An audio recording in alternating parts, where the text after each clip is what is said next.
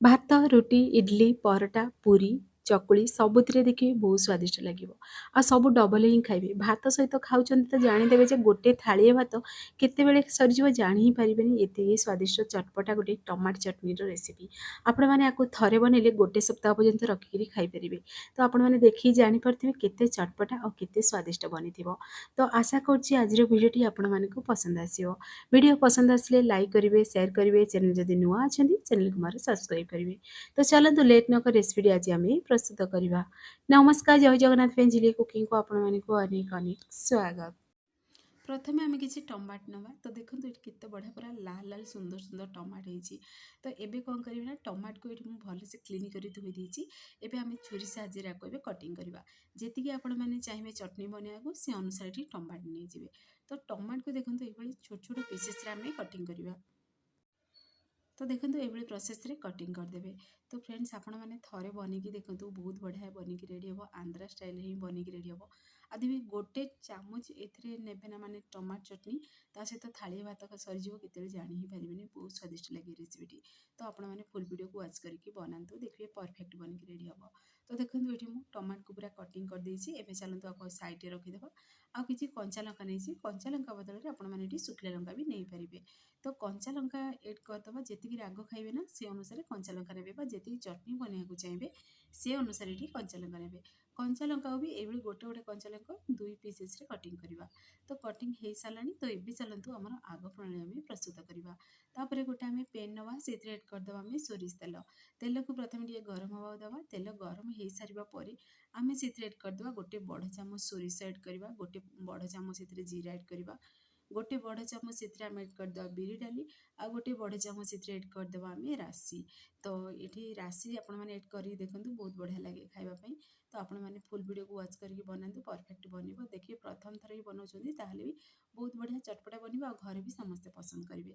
ତ ଏବେ ଆମେ ଟିକେ ସୋରିଷକୁ ଟିକେ ଫୁଟିବାକୁ ଦେବା, ଆଉ ସବୁ ସେଥିରେ ଫୁଟଣକୁ ଟିକେ ଭାଜି ହେବାକୁ ଦେବା। ଟିକେ ଭାଜି ହେଇସାରିବା ପରେ ଦେଖିବେ ବହୁତ ବଢ଼ିଆ ଗୋଟେ ସ୍ମେଲ୍ ଆସେ। ସେ ପର୍ଯ୍ୟନ୍ତ ଦେଖିବେ ଭାଜିବେ। ତାପରେ କ'ଣ କରିବେ ନା କଞ୍ଚା ଲଙ୍କାକୁ ସେଥିରେ ଏଡ୍ କରିଦେବା। କଞ୍ଚା ଲଙ୍କାର ଟିକେ କଲର୍ ଚେଞ୍ଜ ହେଲା ପର୍ଯ୍ୟନ୍ତ ଆମେ କଞ୍ଚା ଲଙ୍କାକୁ ଭାଜିବା। ତାପରେ ଆମେ ସେଥିରେ ଏଡ୍ କରିଦେବା ଧନିଆ ପତ୍ର ଆଉ ପୁଦିନା ପତ୍ର ଏଡ୍ କରିବା। ତାକୁ ପୁଣି ଥରେ ଟିକେ ଭଲସେ ଆକୁ ମିକ୍ସ କରିଦେବା। ଏଠି ପୁଦିନା ପତ୍ର ପୁରାପୁରି ଅପସନାଲ୍ ଅଛି। ଯଦି ପାଖରେ ଅଛି ଏଡ୍ କରିବେ ଧନିଆ ପତ୍ର, ପୁଦିନା ପତ୍ର, ନହେଲେ ସ୍କିପ୍ କରିପାରିବେ। ନହେଲେ ଏମିତିରେ ବି ବନେଇ ପାରିବେ। ତ ଦେଖନ୍ତୁ ପରଫେକ୍ଟଲି ଭାଜି ହେଇସାରିଲାଣି। ଆକୁ ଆମେ ସାଇଡ଼୍ରେ ରଖିଦେବା, କିଛି ସମୟ ଥଣ୍ଡା ହେବାକୁ ଦେବା।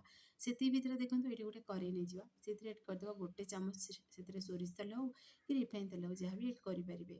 ତ ତେଲଟା ଟିକେ ଗରମ ହେଇସାରିବା ପରେ ଆମେ ସେଥିରେ ଏଡ୍ କରିଦେବା ଟମାଟୋ। ଆଉ ସ୍ୱାଦ ଅନୁସାରେ ଦେଇଦେବା ଲୁଣ। ଯେତିକି ଚଟଣି ବନେଇବାକୁ ଚାହିଁବେ, ଯେତିକି ଆପଣମାନେ ଟମାଟୋ ନେଇଥିବେ ନା ସେ ଅନୁସାରେ ଲୁଣକୁ ଏଡ୍ କରିଦେବେ। ତ ପୁଣି ଥରେ ଟିକେ ଭଲସେ ଆକୁ ମିକ୍ସ କରିଦେବା। ଆକୁ ଆମେ କଭର୍କୁ ଟିକେ ବନ୍ଦ କରି ଆମେ ଟମାଟୋକୁ ପ୍ରଥମେ ଟିକେ ସିଝିବାକୁ ଦେବା। ତ ଟମାଟୋ ଆମ ସିଝିଲା ଭିତରେ ଚାଲନ୍ତୁ ଆମର ଆଗ ପ୍ରଣାଳୀ ପ୍ରସ୍ତୁତ କରିଦେବା ଆମେ। ତାପରେ କ'ଣ କରିବା ନା ଦେଖନ୍ତୁ ଥଣ୍ଡା ବି ହେଇଯାଇଛି, ଯେଉଁ ଆମେ ଫୁଟଣଟା ସବୁ ଭାଜିକି ରଖିଥିଲେ। ତ ଗୋଟେ ଜାର୍ରେ ତାକୁ ଆମେ ସବୁତକ ଏଡ୍ କରିଦେବା। ଏଡ୍ କରିସାରିବା ପରେ ଆଉ ଅଳ୍ପ ଟିକେ ସେଥିରେ ମୁଁ ତେନ୍ତୁଳିକୁ ବତୁରେଇ ଦେଇଥିଲି। ଆଉ ଦେଖନ୍ତୁ ରସୁଣ ଏଠି ପୁରା 7ରୁ 8 ପିସ୍ ମୁଁ ସେଥିରେ ରସୁଣ କୋଲାକୁ ଏଡ୍ କରିଛି। ଆଉ ସେଥିରେ ତେନ୍ତୁଳି ଗୋଟେ ମାନେ ଅଳ୍ପ ଟିକେ ତେନ୍ତୁଳିକୁ ମୁଁ ବତୁରେଇ ଦେଇଥିଲି। ସେ ତେନ୍ତୁଳି ପାଣି ବା ତେନ୍ତୁଳିକୁ ଏଡ୍ କରିଦେବା। ଆଉ ମିକ୍ସରରେ ଗ୍ରାଇଣ୍ଡିଙ୍ଗ କରି ଗୋଟେ ଖଦରା ପେଷ୍ଟ ବନେଇକି ରେଡ଼ି କରିବା। ଖଦରା ପେଷ୍ଟଟା ବନି ସାରିବା ପରେ ଆମେ ତାକୁ ସାଇଡ଼୍ରେ ରଖିଦେବା। ଦେଖନ୍ତୁ ମୁଁ ଏଠି କଭର୍କୁ ବାହାର କରିଦେଲି। ଆପଣମାନେ ଦେଖିକି ଜାଣିପାରୁଥିବେ। ଆପଣମାନେ ଚାହିଁଲେ এই ସମୟରେ ସେ ଯେଉଁ ଖଦରା ପେଷ୍ଟ ବନିଲା এই ଟମାଟୋକୁ ଥଣ୍ଡା କରି ମିକ୍ସରରେ ଗ୍ରାଇଣ୍ଡିଙ୍ଗ ବି କରିପାରିବେ। କିନ୍ତୁ ଯେହେତୁ ଦେଖନ୍ତୁ ଟମାଟୋ ପୁରା ସିଝି ବି ଯାଇଛି, ତ ମୁଁ ଭାବିଲି ଗ୍ରାଇଣ୍ଡିଙ୍ଗ କରିବା ଆବଶ୍ୟକତା ହିଁ ନାହିଁ। ସେଇଥିପାଇଁ ମୁଁ ସେଥିରେ ଆମେ ଯେଉଁ ବାଟିକି ରଖିଥିଲି ସେ ଫୁଟଣ, କଞ୍ଚା ଲଙ୍କା ସବୁ ତାକୁ ସେଥିରେ ଏଡ୍ କରିଦେବା। ଏଡ୍ କରିକିରି ପୁଣି ଥରେ ଟିକେ ଆକୁ ଆମେ ଭଲସେ ମିକ୍ସ କରିଦେବା। ତା ପୂର୍ବରୁ କଲର୍ ପାଇଁ ବୋଲି ଅଳ୍ପ ଟିକେ ଆମେ ସେଥିରେ ହଳଦୀ ଗୁଣ୍ଡକୁ ଏଡ୍ କରିଦେବା। ତ ହଳଦୀ ଗୁଣ୍ଡକୁ ଏଡ୍ କରିସାରିବା ପରେ ପୁଣି ଥରେ ଟିକେ ଭଲସେ ଆକୁ ମିକ୍ସ କରିଦେବା। ଆପଣମାନେ ଯଦି ଅଧିକା ରାଗ ଖାଇବା ପସନ୍ଦ କରନ୍ତି ତାହେଲେ ଆପଣମାନେ ଏହି ସମୟରେ ଲଙ୍କାଗୁଣ୍ଡ ବି ଏଡ୍ କରିପାରିବେ। ଯେହେତୁ ମୁଁ ଏଥିରେ ଯେତିକି ଟମାଟୋ ନେଇଥିଲି ସେ ଅନୁସାରେ ମୁଁ କଞ୍ଚା ଲଙ୍କାକୁ ବାଟିଛି, ତ ମୁଁ ଏଠି ସ୍କିପ୍ କରିଦେଇଛି। ଆପଣମାନେ ଚାହିଁଲେ ଏଡ୍ କରିପାରିବେ ଲଙ୍କାଗୁଣ୍ଡ ଯଦି ଅଧିକା ରାଗ ଖାଇବାକୁ ପସନ୍ଦ କରନ୍ତି ତ ପୁଣି ଥରେ ଟିକେ ଆକୁ ଆମେ ଭଲସେ ଆକୁ ମିକ୍ସ କରିଦେବା। ତ ଦେଖନ୍ତୁ ଏଠି ପୁରା ବହଳିଆ ବି ବନିଗଲାଣି। ଆଉ ଅଧିକା ଆକୁ ଆମେ ଶୁଖେଇବାନି। এই ସମୟରେ ଗ୍ୟାସ୍ ଫ୍ଲେମ୍କୁ ଟିକେ ଅଫ୍ କରିଦେବା। ତାର ସ୍ପେଶାଲ ଗୋଟେ ଫୁଟଣ ବନେଇକି ଆମେ ବି ରେଡ଼ି କରିବା। ତ ଏ ଦେଖିବେ ଏଇ ଫୁଟଣଟା ନିହାତି ଘରରେ ମାନେ ଯେତେବେଳେ ଏଇ ଚଟଣିଟା ବନେଇବେ ନିହାତି ଟ୍ରାଏ ସେଥିରେ ଏଡ୍ କରନ୍ତୁ, ବହୁତ ବଢ଼ିଆ ଲାଗିବ। ତ ପ୍ରଥମେ କ'ଣ କରିବା ନା ଆମେ ଗୋଟେ ପେନ୍ ନେବା, ସେଥିରେ ଏଡ୍ କରିଦେବା ଆମେ ସୋରିଷ ତେଲ। ତେଲ ପୁରା ଗରମ ହେଇସାରିବା ପରେ ସେଥିରେ ଆମେ ଶୁଖିଲା ଲଙ୍କାକୁ ଏଡ୍ କରିଦେବା। ପୁଣି ଥରେ ସୋରିଷ ଏଡ୍ କରିବା।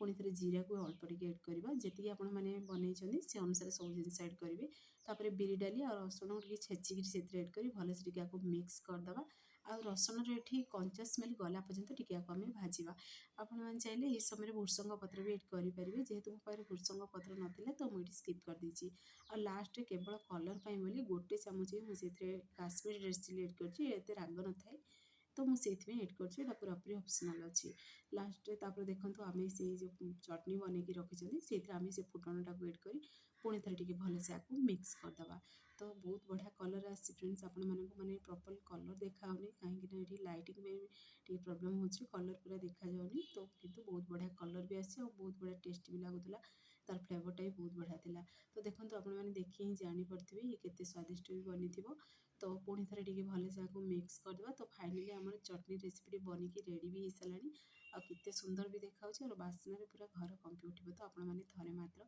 ट्राए करूँ तो चलते कैमेरा सामने भी आपण मानक देखई दूसरी केमती कौन बनी तो देखो केते सुंदर भी देखा तो आपण मैंने आपको थे बनइले गोटे सप्ताह पर्यंत रखी खाईपारे देखिए ये चकुली सहित भी खाइबे ना बहुत बढ़िया लगे इडली सहित भी खाईपारे परोटा रुटी भात को सबुथ खाइबे बहुत बढ़िया लगे तो आपण मैंने घरे आपको निहाती ट्राए करूँ ये चटनी जब बनाऊँ ना तरकार आवश्यकता ही पड़ोनी 2 ରୁ 3 प्रकार तरकारी दरकार ही नहीं तो आपण मैंने थे मात्र ट्राए करके देखूँ तो फ्रेंड्स आपड़ी भिडियोटी मोर पसंद आसो सांग मानक सेयार करूँ लाइक करूँ चैनल जदि नुआ अच्छा चैनल को मोर सब्सक्राइब कर दिंतु बेल आइकन क्लिक कर दिंतु जहाँफल मोर सब वीडियो नोटिफिकेशन प्रथम आपण मानक पहुँचो एमती इजी इजी वीडियो नहीं आसबि आपण मैंने देखिए घरे निहाती आपको ट्राए करूँ तो देखो फाइनाली चटपटा आमर टमाटो चटनी बनिकी रेडी भी हो सारा तो आपण मैंने निहाती घरे ट्राए करूँ आपण मान अनुभूति मो सहित सेयार करूँ तो फाइनाली रेसिपी बनी सारी तो पुणी एक नुआ रेसिपी नहीं आसबि नमस्कार जय जगन्नाथ।